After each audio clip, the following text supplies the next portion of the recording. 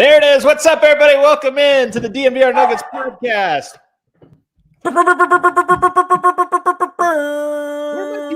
Where are my people at? What's going on here? There. Hey! Oh, there he is. Airport, Let's freaking go, dude.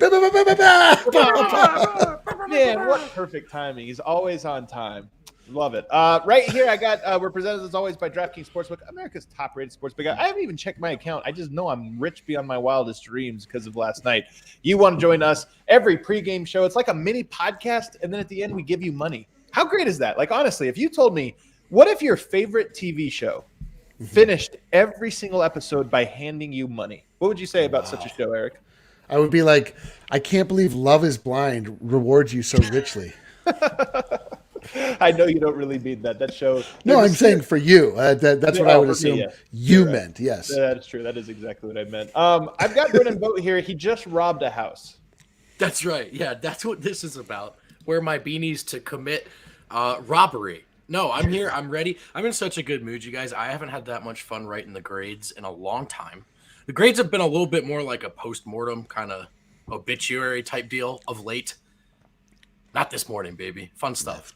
You're suffering from grades?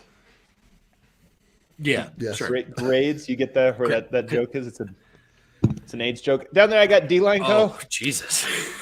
Yikes. Wow, I appreciate you bleeding that into my intro. I appreciate that. I woke, dude, guys. Yesterday was the perfect day. I feel whole, complete, dangerous, feisty. Wow. I have been talking so much smack online. Yeah. I've never felt better. No one has anything they can say to me. Yesterday was bliss beyond my wildest dreams. My best friend Bones came on the show. That's right. And he said that the shirt we did was cool. You know what I mean? Like, I don't care anymore. Like, literally, I don't care about anything. Obligated to say that, I believe. I don't care about anything anymore. You can say whatever you want to me now.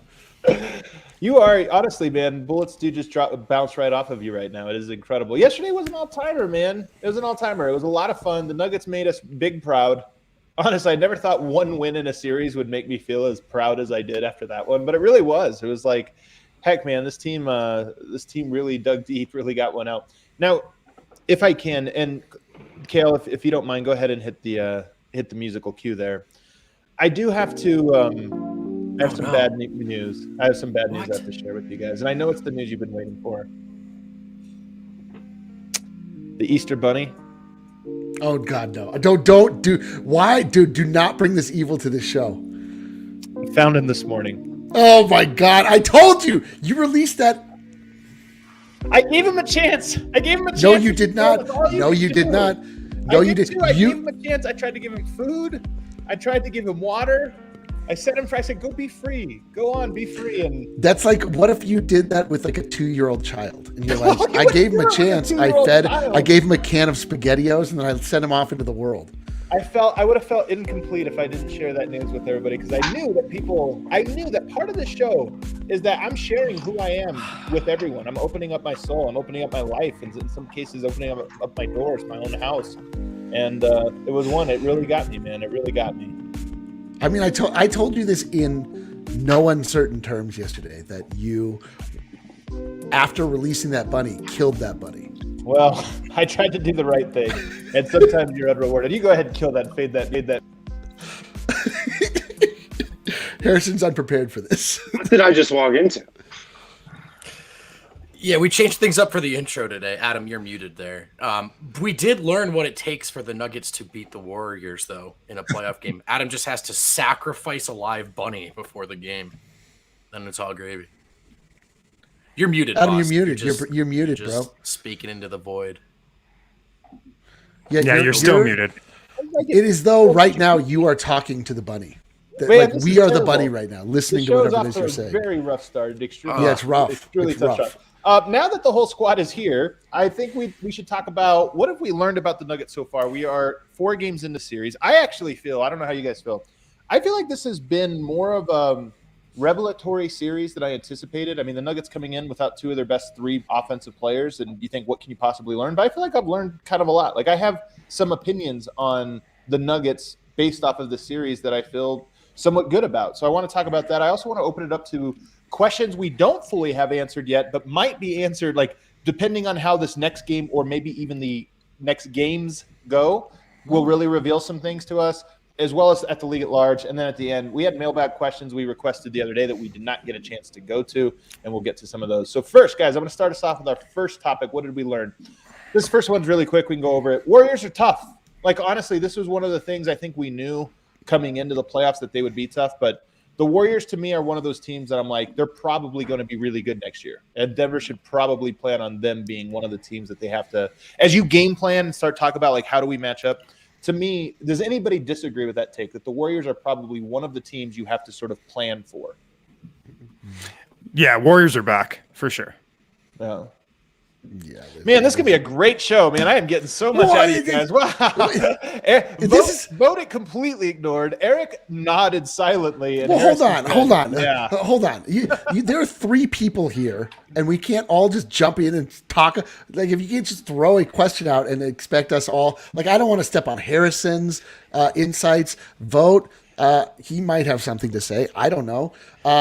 So it gives a little traffic direction. Hold on, guys. I'll take this.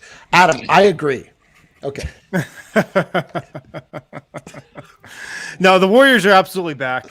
Like, they remind me a lot about just the team they were during the dynasty. Like, Draymond Green, I feel like, is at the top of his game. Steph Curry, I almost feel like we've seen maybe Steph Curry at like 75%. I still feel like he has another gear. Klay Thompson looks incredible. Yeah, they feel like they're back to me. Yeah. What do you think, Vogt? Yeah, absolutely. The Klay Thompson thing, right? It was so long without him, and then what would it look like when they got him back? And maybe there was that rusty period. There was a lot of dribbling and shooting at first, but he is now he's the dribbleless world beater that we've grown to know. I felt like last night, I was thrilled every time anyone else shot the ball. Honestly, I would have let Klay shoot 70 times if I were Golden State. Didn't seem like he was anywhere close to missing. Jordan Poole's emergence is a big part of it. But to me, the thing that makes me go, oh, those are the Warriors, is like so much attention goes to Steph and Dre. And then, oh, yeah, that Klay Thompson part, and that's the part we forgot about, so to speak. The Curry threes break your back because he just makes them. And, like, there's no – oh, he got lucky. Like, Jordan Poole got hot in the first 3 games, and he might become this player or is this player, but they feel almost like running hot. Steph, he's going to make them. Klay is the one where you're just kind of like, I don't know what to do about that. Like, he hit a couple of those yesterday where you're just like, I think that was perfect defense, but he just keeps hitting these. He went 7 of 11 from the 3-point line. Like, Klay, this is what the Warriors did at their peak, and maybe they're getting another peak, but it's just that they make shots that you feel you're like, you did everything right. I don't know what else to say. Yeah, that's true. The one thing I will say that is like so awesome is that Klay was on absolute fire, and actually all of the traditional big three were all on fire, playing well, scored a lot of points, and the Nuggets won. Yeah. So that's like the Warriors had a bunch of those possessions last night where the Nuggets played great defense for 24 seconds. And like the Warriors passed up like a couple good shots for like bad shots, but they just went in. It was like those possessions that you're like, oh yeah, that's the Warriors. Yeah. And I think one of the things the Nuggets can take from the Warriors, like just a lesson institutionally that they can, and I've said this before months ago, I think, but Steph Curry is a vibe. And you might hate Steph Curry because you hate the Warriors, but I'm telling you, like, the way he just dances, they celebrate every small victory. This is what's so funny about the Warriors are opposite of football guy, right? The Nick Saban that's like there's no celebrations, like no matter what you do, there's only one celebration, that's the title game. But like the Warriors will make a shot in the first 5 seconds and start dancing and just like start doing stuff, and it's like they are honestly like a team full of Bones Highlands, where they just have all these guys whose vibes are always up. And I honestly think the Nuggets can probably take a little – you have to have your own personality. But I think that the Warriors are just a team that is not afraid to be who they are, both as a team, but also just as a personality. And that's such a valuable thing, I think, for it. I think it's an underrated aspect of the Warriors era. Yeah, they're a team full of the Clippers' girlfriends. They just start dancing right off the bat. I love it. Like, go ahead, dance. Like, nothing greater than watching them in the first quarter start dancing at the first three made. They've earned it. They've earned it. No, they haven't. No, dude, Eric, they literally were a dynasty. Nobody has earned this. After making 3 3-pointers that game, danced his not the entire bench, not the entire bench. Every part of the crowd to do one of the he went to the left the guys that I was watching dancing on the bench have not won a title. They are not on the floor. They are, as Charles Barkley would say, on the bus. And they are acting as though they have done something. They are the Clippers' girlfriends, and I hope that they get punished for it. We need a haters ball graphic. Eric, yes, go ahead and make a haters ball graphic because I would 100% put it up right now. If you guys are gonna pump up the Warriors and the things that they do, like, I'm going to be the voice that people actually want to hear, which is fuck this team, let them dance. They look like idiots. Hey man, that's what I want too. That's exactly it. But what I'm saying is the Nuggets can steal some of this. Like, when Jokic is going off, we love it when the Nuggets bench is going crazy. Like when something's happening and the Nuggets bench is going, I'm just saying the Nuggets could use a little bit more of that. Like they almost need Juancho back just for this. Like you got to bring Juancho back just to get back. You got Bones. The little side jab. Yeah, Bones going to be on the court a lot though going forward. I don't know that he's going to be on the bench. Again, all right, you might not get those vibes if Juancho's actually on the court. That's man. Hey, are you talking? You just want him on the bench. Are you talking about the Juancho Hernangomez that has stole Rudy Gay's spot in the Jazz lineup?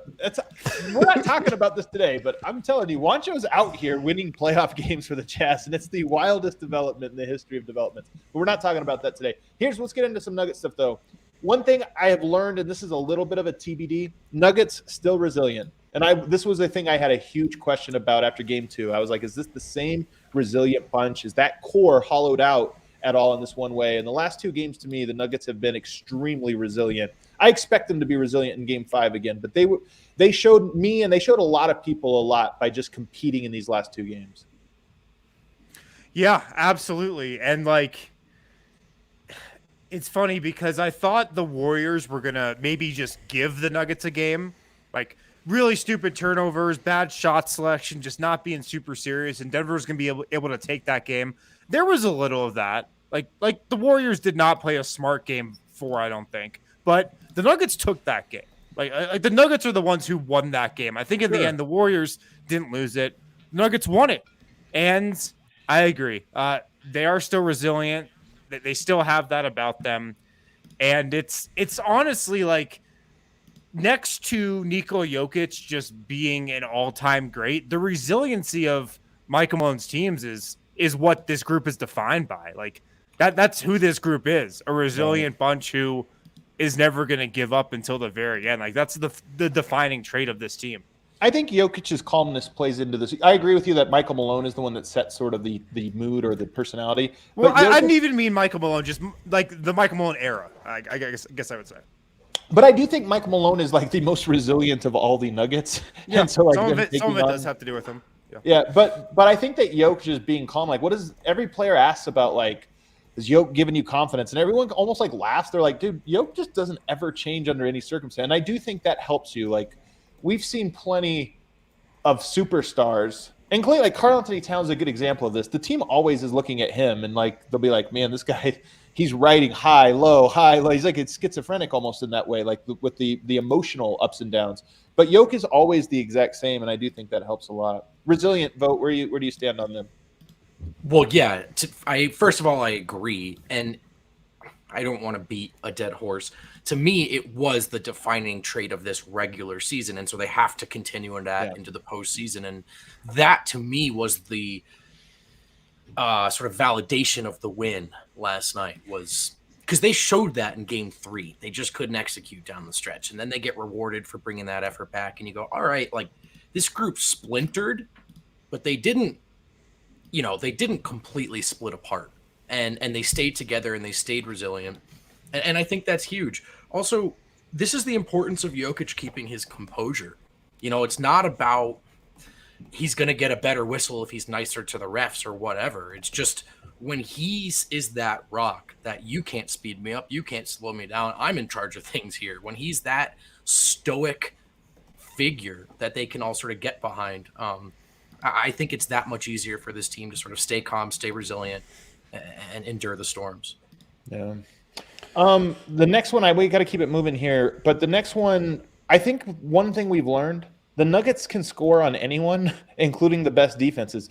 The Nuggets right now have a 116.2 offensive rating against the Warriors. The Warriors were the second best defense in the NBA this year. They have a 116.2 offensive rating, and that accounts for games 1 and 2. That includes games 1 and 2. That's how good they've been on offense without Jamal Murray, without Michael Porter Jr. To me, like, we've talked about it a lot this year, but seeing it actually happen in the playoffs was the last little box to check of like, yes, Jokic alone with good players around him. I'm not trying to take away from the other guys, but I'm just saying without your second and third best player, you still have a phenomenal offense. Done. Got it. No longer worried about whether or not the Nuggets can score against anyone. They're just always going to score. You got to figure out some of the other parts of this. Yeah, Eric? The greatest thing about the Denver Nuggets is that they just kind of know who they are at this point. Like they've been together long enough that they have an identity. Which is something that like teams that are on the that are up and coming like are constantly searching for. I mean, their identity obviously is like anchored in Nikola Jokic and like what he wants to do.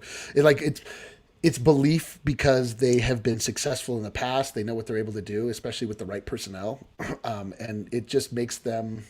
You know, you find times when there's like they're a little bit scrambled. They don't really know. You know, it seems like there's confusion sometimes, but like generally speaking, the Nuggets don't feel like they are running around just trying to figure something out. It's like they, more often than not, it's like they're trying to execute something that they've done over and over, and it might not be working, and that kind of throws them off every. Like in late game execution, not last game, but the game before, we saw that where they were like kind of thrown off. They didn't know what to do, but that's a rarity for the Denver Nuggets, you know, and that's the sign of a mature team. That's a sign of a plan that's been in place for a long time, that where, you know, there's sort of expected behavior from people, and it's only going to get better when you have better personnel around. But like as much as, you know, everybody wants to look to Joel Embiid as being sort of an offensive dynamo and an electric player, a car that is the motor of that car is Nikola Jokic. It like will never falter. We've learned this. Like that thing just goes. He's gonna figure out how to keep things going, and like it's just he's nothing if not effective and efficient. Yeah, I thought the whole. Go ahead. Sorry, go ahead, Harrison. I was just gonna say that there's no playoff series that this group has played together that is just more symbolic of how Jokic works in a series than the Clippers series. Because if you remember what happened in the Clippers series, they got killed in game 1, they won game 2, but games 3 and 4 they lost, but you could tell that Jokic was slowly figuring out how to beat the Clippers. right. And then games 5, 6, and 7, yeah, he dominated like most portions of every single game. Like that's how Jokic works in the series. He might start off a little cold, like he had 15 points in that game 1 against the Clippers, but he slowly figures the defense out. He slowly figures out how to beat an opponent. I'm not saying that's what's going to happen against the Warriors, but it has happened a little bit. He has been figuring out Draymond Green. He has been figuring out the Warriors defense. He's been making them adjust when they hadn't had to adjust in the first couple of games. So Jokic he's just kind of like he just like plays the slow game. You know, he plays the long game in a series, and if Denver can just extend it long enough, that's what it comes down to. Yeah. I also thought Denver's offense got more dynamic last night in terms of movement, right? Like it can get really static, and I think when Malone says it's too much Jokic, it's not even necessarily Jokic's involvement. It's sort of the way it's okay. He posts up, we're gonna get a little dinky, poorly executed entry pass in there. Now everyone stands still for 10 seconds. Last night, first of all, Jokic got back to that off-ball movement. I feel like he attacked any big defenders he was guarded with on the move, off ball, right? And there was some pick and roll action. Aaron Gordon was active from the dunker spot when he was moved to power forward. Monte was involved, not just a purely catch and shoot way. Of course, he hit those big shots.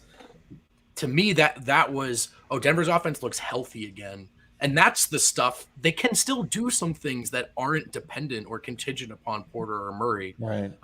And so to see them get back to that, of course, it all starts with what Jokic has unlocked, his 3-point shot. He's figured Draymond out. But they were moving. They weren't just standing and watching. And so I actually felt like it was a better collective effort, even if the box score doesn't show a bunch of high point totals or whatever.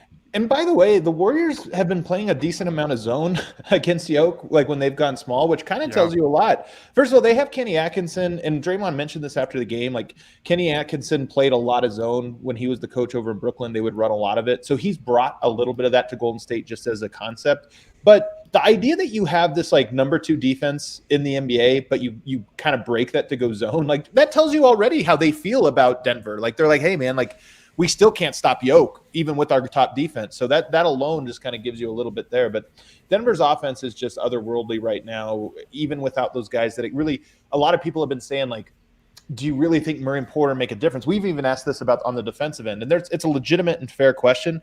But another part of me goes, the Warriors' defense is getting broken right now without those guys. And if you put those guys in, you honestly might just bull rush them defensively the exact same way they bull rush everyone else. And you do that, like, it changes the entire personality of an entire series. So something to kind of DVD there. Let's take a break. On the other side, though, we got more of these things that I want to get to, including, is Michael Malone slow to adjust? And have the Nuggets figured out a way to take Jordan Poole out of the series? And if so, is that like a big advantage for Denver? 2 big questions that we kind of get into some of the X's and O's of the series. All right, the Mile High City Copper Lager from Breck Brewery, the official beer of DNVR. It's the playoffs. Still got a lot of season to play, maybe. So make sure to pick up some Mile High City Copper Lager from Breckenridge Brewery, the official beer of DNVR. If you're local, if you're in the area, stop into the DNVR Bar, corner of Colfax, New York. We got Breck Brew on tap. We got Breck Brew seltzers in the fridge. If you're not local, check out the Breck Brew beer locator on the Breckenridge Brewery website. You'll be able to find where to get Breck Brew closest to you, and make sure to pick up some Mile High City Copper Lager for the playoffs. At DraftKings Sportsbook this week, the NBA playoffs means next level basketball. Get in on the first round of action with DraftKings Sportsbook, an official sports betting partner of the NBA.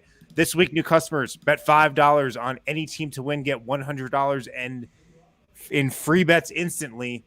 You win no matter what. You bet $5, you get $150 in free bets instantly. You win no matter what at DraftKings Sportsbook. Also get in the game with same game parlays throughout the entire first round. Combine multiple bets from the same game for bigger payoff. The more legs you add, the more money you can win. So download the DraftKings Sportsbook app now. Use promo code DNVR. Bet $5 on any NBA team to win their game during the first round of the playoffs. Get $150 in free bets instantly. Promo code DNVR at DraftKings Sportsbook, an official sports betting partner of the NBA. Must be 21 or older. Colorado only. New customers only. Minimum $5 deposit. Restrictions apply. See DraftKings.com/sports for details. Gambling problem? Call 1-800-522-4700.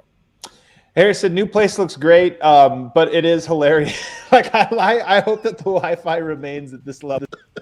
Well, probably don't put me on the one shot when I don't have a good Wi-Fi connection. Like, that's just a bad move right there. Like, what are we even doing? I'm sorry, that's on me. Yeah, like Adam, you're muted again. God, this is an off-season show. Why am I getting muted? Well, I've never gotten muted before. What the hell is going on with this mute button here? I don't know, but every time I try and unmute you, it says you muted yourself, which makes it even funnier. You mute yourself. I don't even know how to mute myself. This is BS. I was going to say, Harrison's Wi-Fi reminds me of when I used to download UFC videos on Napster, and they would come. What are you trying to say? What are you trying to say right now? I'm just saying I could barely tell if that was you or not. This is the oldest podcast ever recorded. This is the oldest podcast. All right, let's get into some of these other questions. Actually, one little sidetrack I want to take us on. You guys know this is what I love about NBA and NBA discourse, and I'm using love ironically here. Last night, the last possession the Warriors had provided every narrative anybody could possibly want. One was Jokic, the MVP, not on the court for the final defensive possession. What a fraud. What a fraud that they wouldn't have him go guard Steph Curry in isolation. Yes. Then the other part of it is, the other narrative is Yeah, but did you see him recognize the coverage and like call it out and orchestrate a steal from the sideline? This is another one. And then I see the Warriors being like, probably not good that the other team knows your inbound plays in a key moment. Like everybody was fed last night a narrative. Everybody got to eat. It was so great. Yeah, I did love how it wasn't just that Jokic knew the play. Like literally every Nuggets player knew the play. Because Jokic told them. I think just everybody knew it. All of them. Yeah, they all said so after the game. I think all of them knew. Another element of poetic circleism here. Steph Curry was on the court for the Warriors' final defensive possession, and he gave up the game-sealing 3 to the much maligned player that had a terrible game right up. Oh my God, you're right. You can run with any. We could do 8 shows just on the final like 30 seconds and come up with a narrative. It's so great. You really do see in this life what you want to. All right, my next question though, I kind of have is Michael Malone officially slow to adjust? And the reason that we could say this, one, the Nuggets only play 7-game series. I mean, there's some evidence that it takes them a very long time to kind of arrive where you want. And then when they do, they start winning games. But also just the idea of playing Austin Rivers against that Duck lineup just seems so obvious. And for it to not happen until this game really at length, and then for it to be a difference maker. So let me start with Vogt here on this one. Do you think Michael Malone is slow to adjust in playoff series? I do. And I think this is a symptom of a philosophy that he has admitted to. And, Rivers himself is a vet, but Malone just has his guys, and that group often comprises veterans. And sort of once you're in that group, he's going to stick with that until his hand is forced. And so 2 games on the road, you lose.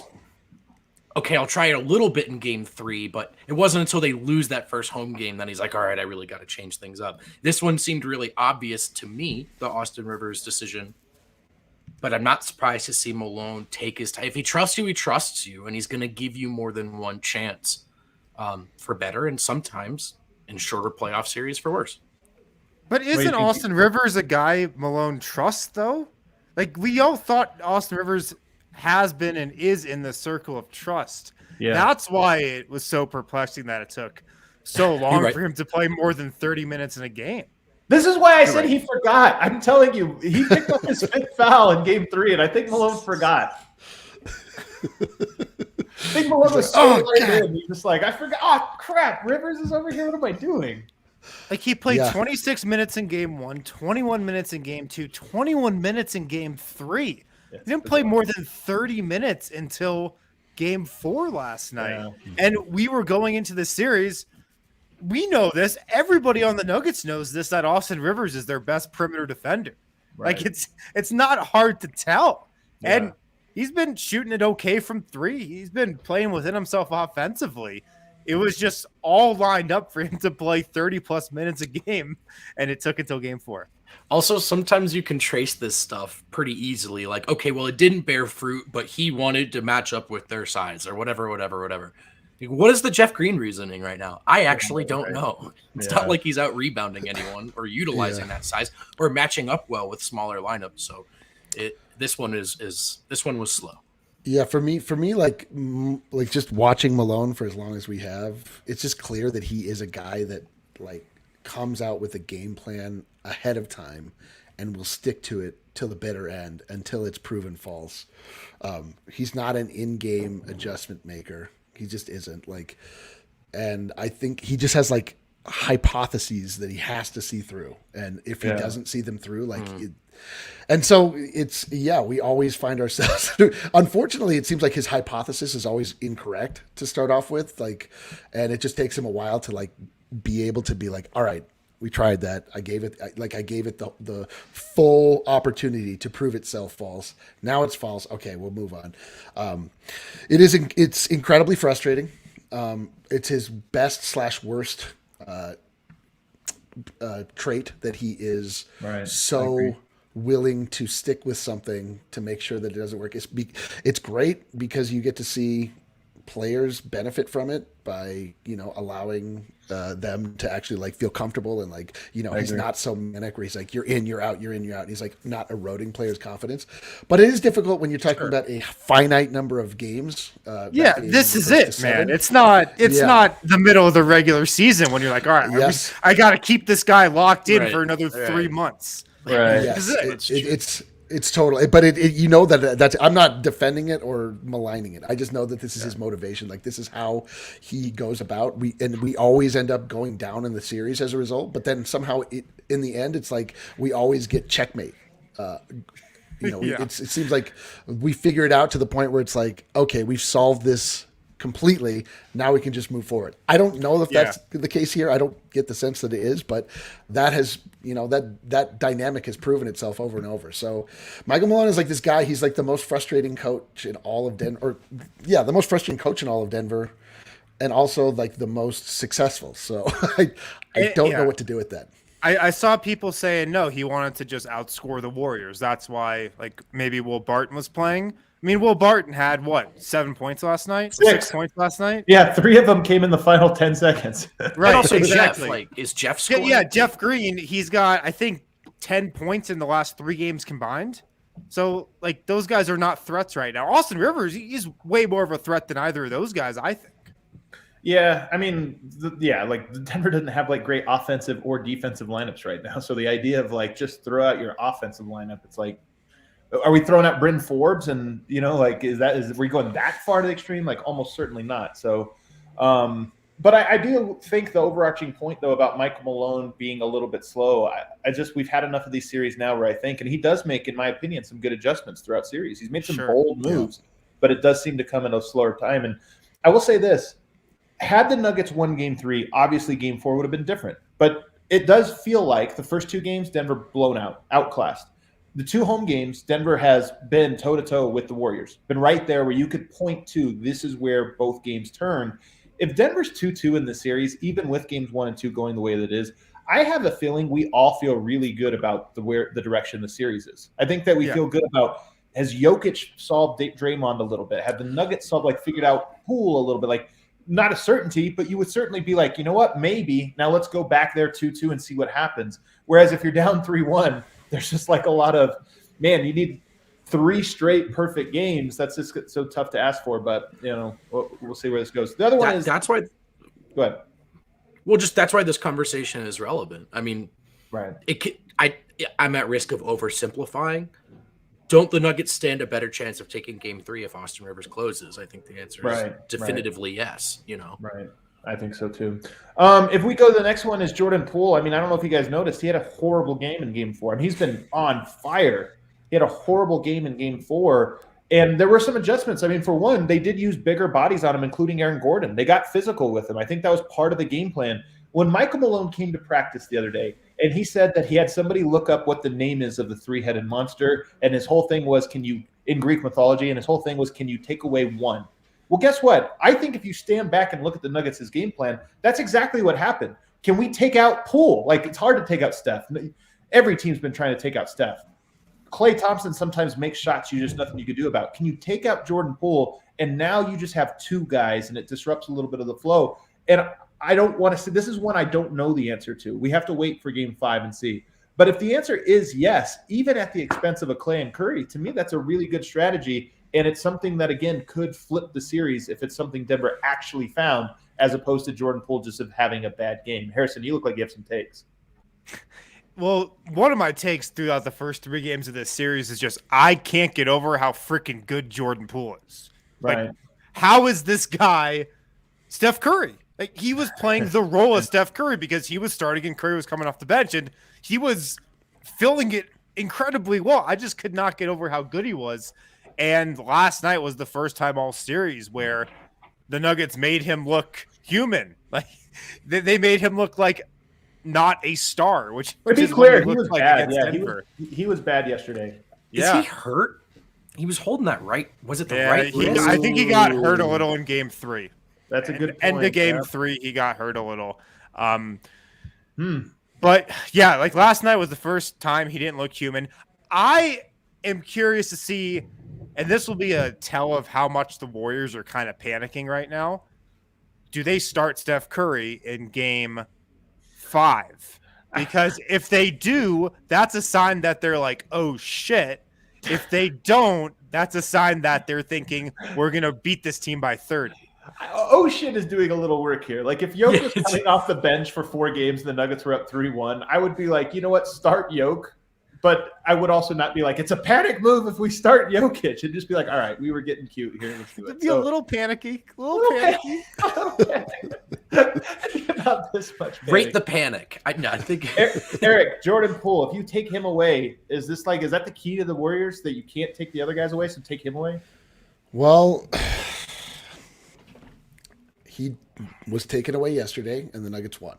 So, I don't know if that is just like as cut and dry as it needs to be, but Jordan Poole has been the reason that the Warriors have been crushing us. Like the other Warriors have looked like the other Warriors, but like this X factor of Jordan Poole being also Kevin Durant, also Steph Curry, shooting like 70% on 3. It's just like, I mean, there's no team in the history of the league that could have withstood what we were being served in those first 2 games with the efficiency and the relentlessness and the viciousness that they were shooting those threes with in the third quarter. I don't know if he's injured. Like, I don't know. Like, I noticed just like, for most shooters, like almost all shooters had an off game, at least to start yesterday. Like it just seemed like the early start was like kind of just messing with their internal rhythms. So I don't know what to make of it. Like I was very happy to see it. Like definitely, like it seemed like Jordan Poole had Aaron Gordon on him in the first couple games from time to time, and it didn't particularly, like nothing was slowing him down. It wasn't like, and he was shooting contested threes also. It wasn't like he was just like always wide. He obviously got some, but it wasn't just like, man, somebody guard Jordan Poole. It's like, man, miss a fucking shot, please. Yeah, Poole. that's like, so true. So I don't know. Like to me, yes, he is the X factor. Like to have a 4th guy on that Warriors squad, if you're including Draymond as one of the 3, is like that you could just absolutely cannot leave open, that you absolutely have to worry about all the time. Like you can't do that with 4 separate dudes. So, you know, I hope that it stays this way. I mean, I'm praying it does, or at least if he steps up, then Clay goes down. I'm just hoping that they're like not all clicking at the same time, because I think they're unbeatable if they're all clicking at the same time. Yeah. Adam, have you had a chance to watch this one back? Because for me, it did feel like make Andrew Wiggins beat us was a part of the game plan. Was it? Yeah, Yeah. Go ahead. I have not. I'll have a list tomorrow, but I haven't been able to rewatch this game other than the fast recap. You know, going through the like 12-minute game. But is that something you're gonna maybe look at? Like, did they actually pay extra attention to Jordan Poole as opposed to? Honestly, rewatch is always like I see everything.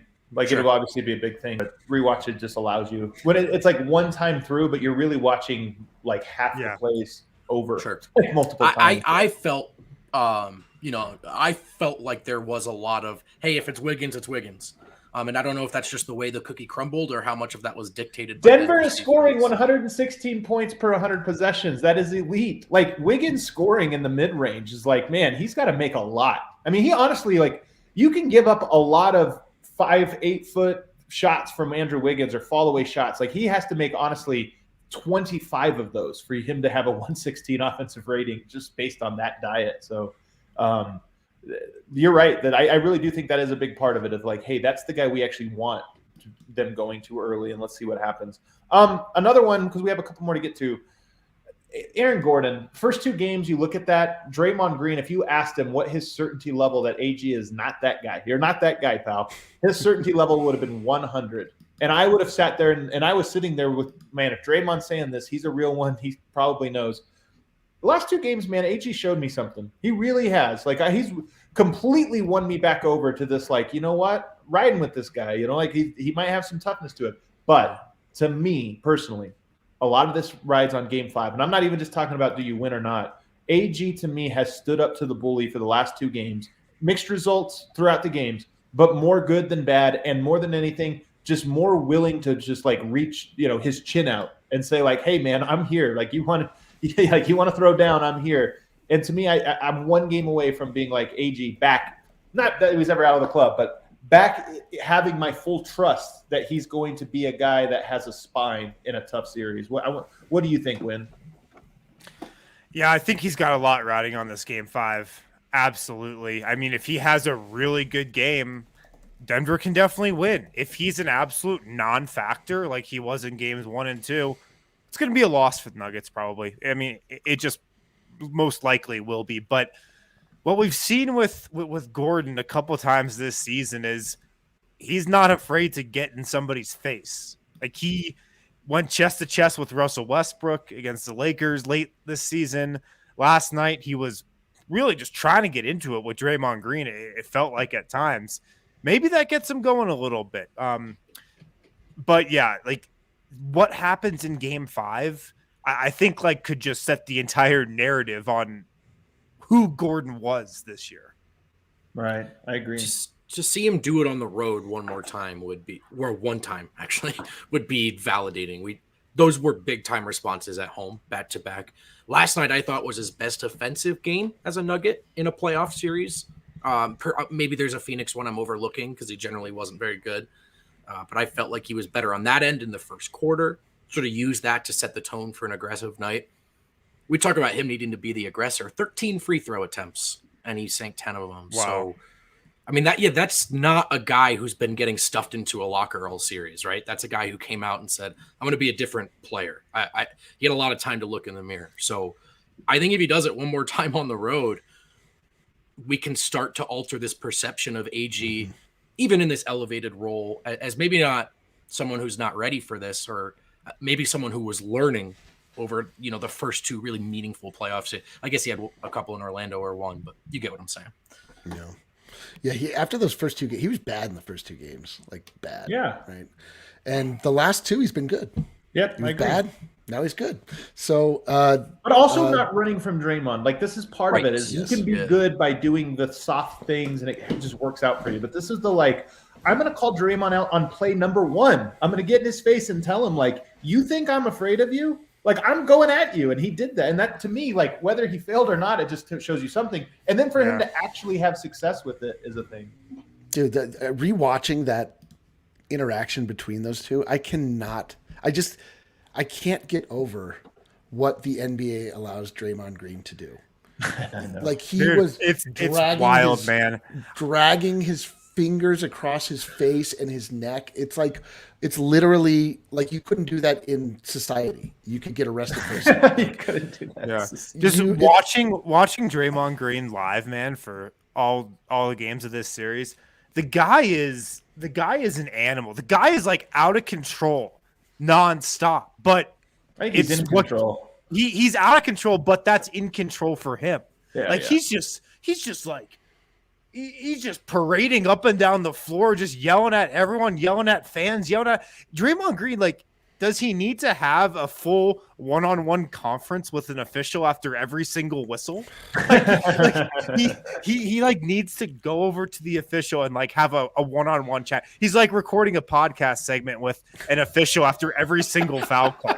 He just needs to discuss every single call after it happens. It's unbelievable. He has. I would tell you, his energy though, man. It's something. I mean, hopefully Jokic can get to this level. Hopefully Jokic can learn how to be in officials' ears without getting a technical. This is what we need. The other stuff too, though, he feasts off what Wind was just talking about. Totally. Stuff where you go, oh, this defines a player. Is he a 16-win guy? Right. Draymond mainlines that just can't get enough of it, Really, yeah. And it is crazy watching a team of Nuggets non-stars, elevated roles, sort of tiptoe around what should or shouldn't I do out here, and then Draymond, who's just every high leverage moment, I want to be involved, and then I want to scream at someone, and you do start to see this is a group that has won a very specific way, and they love to do it that way together. Yeah.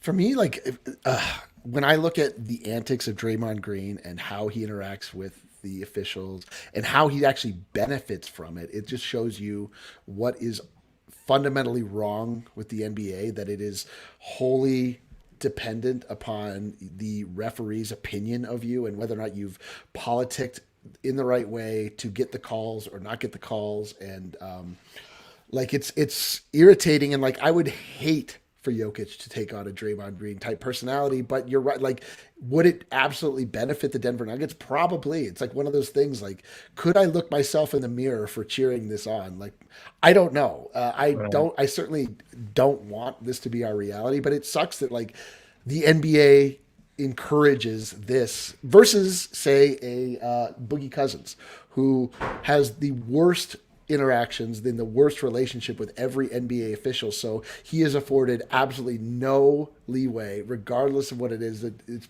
like if there's a question, it's a foul. If there is a sideways glance in the direction of the official, because of I guarantee years and years and years of like residual hatred that they've all built up for him, and like what a terrible person he's been on the court. Like he gets a T, bing, like it's just over. And so there's just so much human element involved in NBA refereeing, which is probably unavoidable outside of just like not having these guys just be like lifers. It would be so much better if they would just like cycle people through more often and we wouldn't like know who these guys were. There wasn't like a referees union and like that was unbreakable. That type of stuff just like to me like just bothers me so deeply. It's like something that is happening inside the lines but is ultimately very much outside of the lines, but has like the most impact of any thing. He's like the anti-Boogie, where like Boogie could get a tech for like going up to the line but not crossing it, where Draymond can like fully cross it but not get in. They're honestly the opposite. That's why it was so perfect that Boogie got it against Draymond when you're like, my God. Yeah, it's D-Line makes the perfect point though, because a lot of this series just does hinge on can Yoke get Draymond Green into foul trouble. Yeah. And like and a lot of that will come down to just like what this official thinks of Draymond Green. Yes. Yeah. Really which does. is crazy. In game 2, Draymond Green fouled out. He fouled out, but the refs just wouldn't call that last foul. They just wouldn't call it. Right. Yeah. And you're like, bro, what? Like, Klay Thompson got away with a big one yesterday. That was the same. It was like, man, we know he got 5. Like, we'll give him one extra free one. You're like, why? It was an obvious foul. Like, whatever. And then and then a guard comes down the other way and just like kind of has to go around someone on a finger roll, and it's just like, oh my God. They can't pull the fast enough. Wait, we got to get our last break. I'm late for it. I'm going to get yelled at. So let's hit our last break. On the other side, I want to ask, has Jokic solved Draymond? This is a central question that last 2 games he's dominated them. We're going to find out in game 5, as well as hit your questions in the mailbag. If you guys haven't been able to watch Nuggets, Avs, and Rapids games this season, check out Evoca TV. They've got Altitude Sports. They've got a bunch of other national channels as well. Evoca.tv. It's available here in Denver. It's available locally in some neighboring states as well. Go to evoca.tv/DNVR. Use promo code DNVR. You're going to get $10 off your first 3 months. Use promo code DNVR at evoca.tv/DNVR. Get $10 off Evoca TV for your first 3 months. It's only $15 a month for those first 3 months, plus a receiver. No contracts, no hidden fees. Evoca.tv/DNVR. They've got Altitude Sports. They've got AT&T Sportsnet, other national channels as well. Now available in Denver, Colorado Springs, and some other places as well. Evoca.tv/DNVR. Also, if you go to Lightshade Dispensary right now, you can pick up some Wana. Do you want to pick up some Wana from Lightshade Dispensary?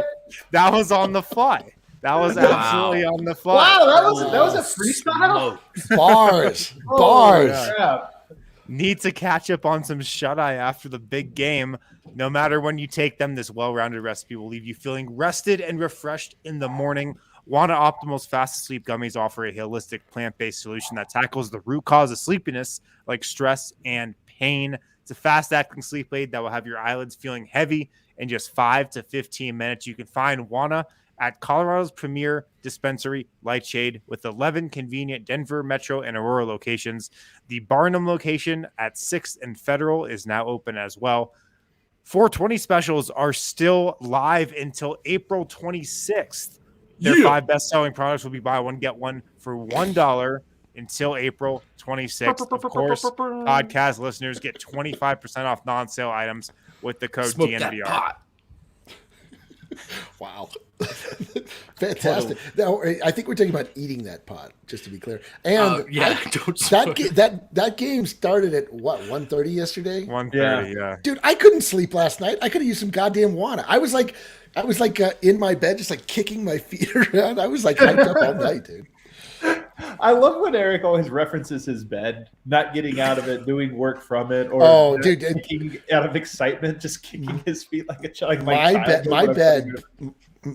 bed plays a pretty large role in my life.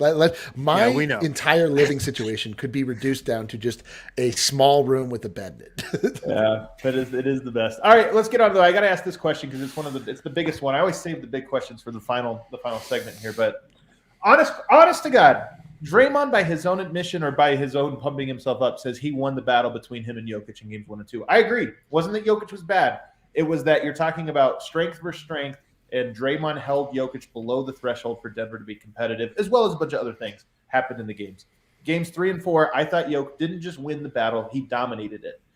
To the extent that you can almost look at that and say, has he figured something out and have the Nuggets figured something out? And that's the big question. This one's not answered. Game 5 is going to go a long way to this. Does Jokic continue to have these monster outputs? Where, by the way, guys, as we speak, Jokic is number 1 in points per game in the playoffs. Think about this. Number 1 amongst points per game among players in the playoffs. And he has a better field goal percentage than anybody else in the top 20 in scoring. 20! It's actually 22. But he's also only 12th in VORP. I just checked last night. Oh, shit. Throw the whole thing out. Yeah. Embiid should have won MVP. I've been saying this. Does he have the best VORP? Oh, my goodness. That would be actually pretty hilarious if he ends up and somebody starts using it. But in all seriousness, though, this is the thing. Is Jokic scoring over these last 2 games 37 points on like 75% shooting against Draymond like that? It happens twice. I'm there. 2-2. Forget the series. Like that matchup. He gets game 5 to me. I'm like, wow. Solved the Clippers, solved who had a great defense but no big. You solved Rudy Gobert, the defensive player of the year. If you get Draymond, it's just like, man, Jokic is, in my opinion, leveling up in the series. D-Line, I'll let you cook because this is a question tailor-made for you. Has Jokic solved Draymond? Jokic, I mean, we talk about Michael Malone's adjustments making the difference in all of these series where they start off so terribly and then in the end they end up, with the one, Gary Harris comes back or we just make a defensive adjustment. It really just comes down to Jokic. Like Jokic is the one that solves these teams. Jokic is the one that makes the adjustment. Jokic is the one that ultimately, becomes more and more effective. Starts he can't beat this team by himself, though. He can only he can't. But give him a chance.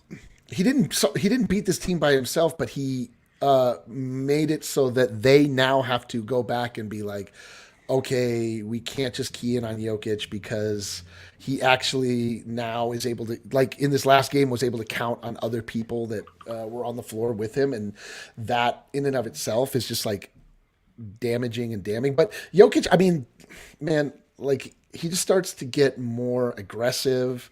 And then once he starts to get more aggressive, then he starts to get more cagey.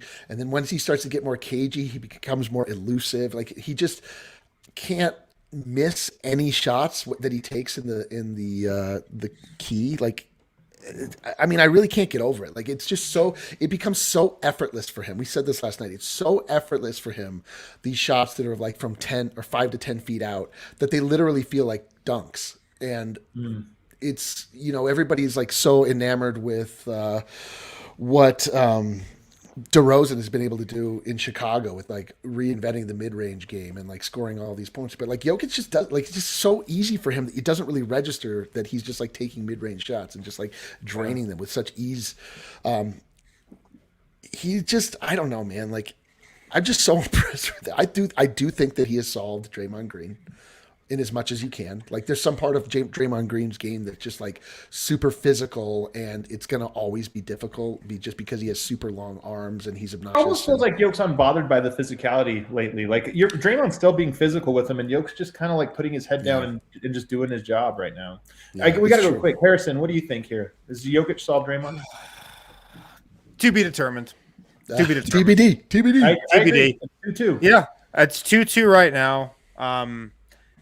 The thing is though, like you said, Adam, Yoke could have a monster game in Game 5, and the Nuggets lose. Like that's a scenario that's very much on the table. Real quick, Harrison. Who's the second best Nugget in the series so far? Aaron Gordon. Aaron Gordon had a terrible games 1 and 2. So the best Nugget has been good in 2 games. So if we went through and said, has Jordan Poole been better than Gordon? Yes. Has Steph Clay been better? Yes. Steph Curry, Draymond Green, Andrew Wiggins. So yes, this is the point: is the Warriors have 5 of the top 6 players in the series to date. Like so far, they've played the best. Yes, it's going to take more than just Jokic to dominate, but he did dominate that matchup in Game 3. The second best Nugget in the series might actually be Bones Highland. But anyways, if Jokic, yes, he could have a dominant game. He could solve Draymond Green, and the Nuggets still lose. I guess that's what I'm coming around to. So I think he's on his way there. I think Jokic is trending towards solving Draymond Green. I think he solved the controllables. I really do. I think the only thing he can't solve is what he can't control, which is the whistle. If Draymond's allowed to be as physical as he was in games 1 and 2, and Jokic, like, let's be frank, has as few options to pass to as he has all series, it's not going to go his way. But I thought a little more of a Denver-friendly whistle at home went a long way to him dominating that matchup. I'm telling you, some of the flip moves he's put on him, including this reverse one, like that is I've got you. Like, I know what you're going to do. He went to the Sombor, and then Draymond was like, I think it's going to be that Sombor. And Jokic knew that Draymond knew because he talks about it. And then and it's the same thing with the 5th foul where he shows the ball, pulls it back, and draws the foul. And I'm like, I just honestly think this cat and mouse game, like, it could swing back in Game 5. Draymond's that good. But I just think Yoke kind of has him like, I know what you're trying to do. And that's just impressive here. We got to get to these last ones. We got to get to the mailbag questions here that I think are kind of important. And that is number 1 coming in. This comes from Thurnis Haley. He says, what do you guys think of Bones' playoff performance so far? By the way, this came before Game 4. Also, do you think Bones is a long-term Nugget, or will the org use him as a valuable trade asset in the coming years? Harrison, start this off. Will the org use him as a valuable trade asset? Hell no. Have we seen how this organization operates with its guys? Like, of course they're not trading Bones Highland. I wrote last night that I think he has established himself as a key member of the Nuggets core. And to me, it seems like he's more of a part of the core than Michael Porter Jr. is right now. And look, I know MPJ hasn't played the entire season. He's so far on the outside, but just like Bones Highland is the Denver Nuggets. Like he just is the Nuggets. So I think he's absolutely going to be here for the long haul. He has not looked phased to me in the playoffs. Yeah, he's made some rookie mistakes. It's the same mistakes he was making in the regular season. I don't think those have really ratcheted up or anything. I just think he's looked comfortable. His confidence hasn't gone anywhere. And I think he's kind of leveling up a little bit. Would you trade? I know this trade isn't going to happen though, Harrison, but would you trade like Bones and Michael Porter for Drew Holiday? What I'm saying is, like, you say they're not going to trade him, but would you trade him for the guy that is the defensive level all-star? I mean, maybe. Yeah, maybe. But they're not going to trade him. That's why I just say, like, when somebody says, would Denver trade him? Like, I don't think Denver's looking to trade him this or that, but Denver is at the point right now where just nobody's untradeable. I just hate to say, like, Yoke's untradeable, and every other player has some price that they would entertain. Even Jamal Murray has some price that they would entertain, albeit an unlikely one. And Bones Highland, I'm with you, but we're just in a different paradigm right now than the Nuggets were 2-3 years ago, where I don't think they're looking, but you just never know. That would be terrible. Can you imagine? Cream City, baby. It would be absolutely terrible. Jesus. We got a lot of questions about the offseason, and actually this is why it's kind of funny. Do you trade Barton and Monte in the offseason to get somebody to run next to Bones? Like, offseason, role players that you want to see. My whole thing is this. The only reason I brought these up was guys, we have a long off season ahead of us. Almost certainly, even if the Nuggets go to the finals, it's still going to be 3.5, 4 months before in between. We'll have a lot of time for that. Stay present on this Nuggets team. Don't move ahead. Stay and ride the sea of life. Don't look around the corner just yet. There's plenty. Somebody asked what non-Jokic moment was the Nuggets highlight of the season. So not Jokic. D-line off the top of your head, can you rattle any off? Well, I mean, like the non-Jokic moments are still Jokic moments. It's like we had the Monte 3 to beat the Warriors, which was a pass from Jokic. We had the Aaron Gordon 3 in the corner, which was a pass from Jokic. I guess maybe Bones Highlands coming out party, like the first time he like really started to knock down threes. I can't think of like a single like moment. It's been a season. It's been a momentless season, I will say. I would take the Philly win, and I know that's a game, maybe more than a moment. So if I'm going to stop cheating and pick a moment, I'm going to take the locker room video that came out after that win in Philly. Yeah. We ride with you, big fella. I thought it was the most complete kind of team performance against a good opponent, big game. It wasn't just let's all climb on Jokic's back and cross the finish line. I mean, that is a big part of every Nuggets game. But if you're going to pick a moment where Jokic's teammates had his back this season, I think that's the best we can do. And it was huge for their season and his MVP narrative. And to me, that I actually tweeted it after this game. It was one of the handful of times this season where I just wanted to scream, I love this team. And we haven't had as many of those lately. I felt that way that night. Harrison, I'll throw out the Davon Reed locking up LeBron. That was a fun moment, even though it was very dependable. Very dependable moment. Bones' 3 straight threes yesterday. That was a moment. There. That was definitely a moment. Yeah. So there are a couple more. PJ Dozier being at Game 4. Pretty interesting moment. The greatest moment is a guy watched the game. We're like, there's just one picture of a huddle, and it's just PJ Dozier in like row 3, just like looking at the huddle. It was just kind of weird. We are saying that the Nuggets should give him like the warm-ups. Like he should go on Altitude Authentics before the game and just get a full outfit so that it'll feel like he's on the team, even though he's not. Every single year, the Nuggets need to have somebody rehabbing and ramping up from an ACL, and their return is up to them. Like that, we just need that every single year. Is there any other former Nugget of this era that you could see coming to a game and just being like that? Like PJ, is he the only one that you could see? No, I could see. Jarrell Arthur's probably done. Yeah, I was going to say Jarrell Arthur. He's in the front office now. He's part of the team. When Juancho finally retires and just makes movies full time, I think he will start coming to. Dude, we'll definitely see Gallinari in the stands. No question. Oh yeah, for sure, absolutely. I don't know, man. I don't know about. I do. I know. He and Vic Lombardi are going to hang out and go to games. But this is different between like he came back to the city and the fan base. The PJ Dozier came back to this group of guys. That's why it's a little different. I don't know that Gallo's like coming back to. Well, this is his team. I mean, this is like he was on this team. That's my point. That's my entire there's point, no other. There's no one else that falls in line with that level of commitment. Like I'm telling you, man. Now, I'm telling you, when Bones Highland is retired and maybe a Hall of Famer and maybe has a couple championships to his name, he's gonna be like the Allen Iverson of the Denver Nuggets. Just literally be at every game. Like instead of ringing the bell, they're just gonna give him the mic and he's gonna yell "Mile High City, baby" before a couple big games. You know what I just realized? Our guy. You know what the right answer is RJ Hampton somehow. He's like in for no He's reason. never stepping foot back in Denver again. And when does this org finally mend the relationship with Yusuf Nurkic? I mean, like at a certain point in time, right. You know what I mean? It's not going to be him. The fans want it. Both we sides can't get enough. We're like, let's just. Oh, I wish I could watch this game with Yusuf Nurkic. God, that'd be great. We got a super chat here from Jimmy Smith before we get out of here. We actually got 3 of them. The first one said $1. Hell yeah, dude! I love the second one said $1. Oh, dude, even better, dude. Even and then this the is third like one, not even a super chat. Says long time listener, first time super chat buyer. Don't know why it wouldn't let me type a message for them, and then he gets to the message. Y'all heard of 4 Days in October? Yes. No. I haven't either. What am I missing here, Harrison? It was when it's baseball oriented.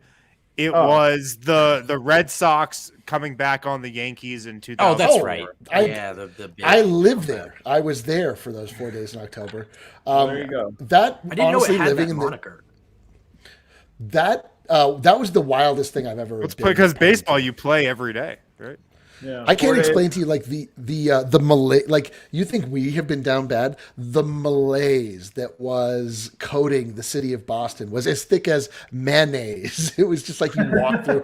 Everyone was bummed out. Every conversation That's was gross. like, it was super gross. Everything about Boston is gross. But the point is, like every conversation, like I walked into conversations where it was adult men talking about whether or not it was ethically allowable to let your children become Red Sox fans. they were Always down darkest for the dawn. they were down worse than I've ever seen anyone ever, and then for it to turn around and like that was. I mean, if the bubble had not been the bubble and we'd actually been able to interact with other human beings in like a human being way, like that probably would have felt like as euphoric and as like exciting. But goddamn, Yeah, man, coming off a pandemic, I would have actually felt like I would have been questioning if I was actually living, or not during the bubble run. Like, did we all just die during the pandemic, and this is like heaven? Like, what was happening? oh no, this right is hell. We're in hell. We got another one come in. Funky Puma says, amazing vibes at the game. Was there, and the energy was insane. I love it. Funky Dude. Puma. I'm glad you were there too. Like I want everybody to come to the bar, but if you're not going to be at the bar, be at the game and be loud, man. Get the Nuggets people there. And then lastly, Kale, hop on real quick. I got a question for you. What's up? Everybody, it is super producer Kale's 25th birthday. Kale's such a young lad, so much of his life ahead of him.